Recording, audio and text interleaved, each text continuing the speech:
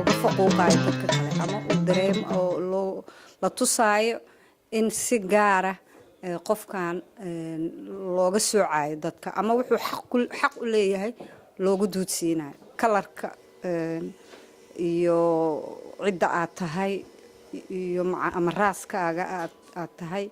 iyo qofka genderkiisa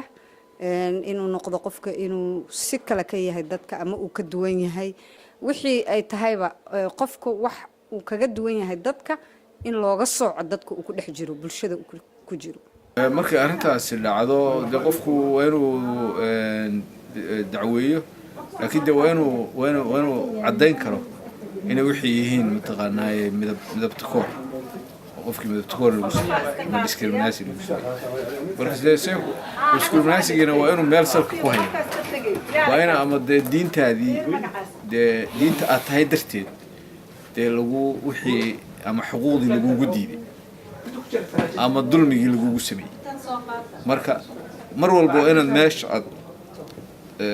salka ku hayso yani haddaad haween tahay oo aad leedahay haweennimo ayaa raggiina si gaara loola dhaqmayaa haweenkiina si gaara loola dhaqmayaa oo kale ama haddii aad tiri dadka aan ka soo jeedo oo kale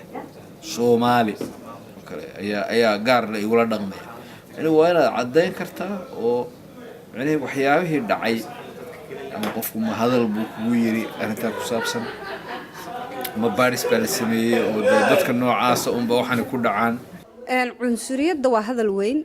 ma ahan wax haddii si xun ugu fiiriyo waa la cunsuriyaday in la iska yiraahdo markii cunsuriyadda sharci ahaan la fiirinayo waa in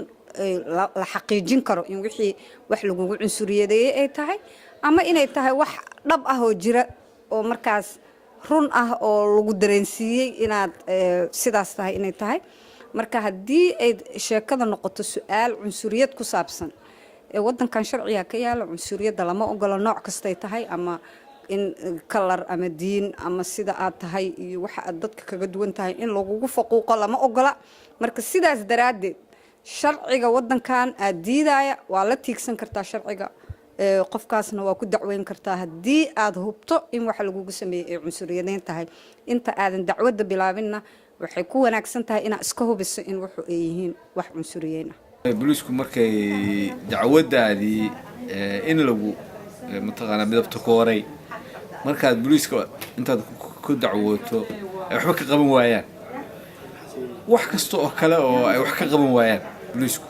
يعني واد كد أبيل بتكقابل مرك أبيل كاسو قدم باجينا مرك عانو ولا يقانو أرتكل 12 أرتكل كاسات استعماله سا متقاناي بلوسكي مرك دعوة قادنا سامعينه وحوي بلوسكي إن لو قصبه أما قصب لو قدبه إن الدعوة دي وضان وقفكي أديك أماكن عنصرية دي ودبعتك لكم بيستي دمبك كعجلي إن دمبك قادم بكو قصبيا marar badan dadku waxay ka cawdaan waxay yiraahdaan booliiskii baan waxba noo qaban waayay laakiin ma yaqaanaan booliiska in wax laga sii qaban karo oo sharciga ma garanaysa sharciga laftigiisa booliiska aad ku qaadi karto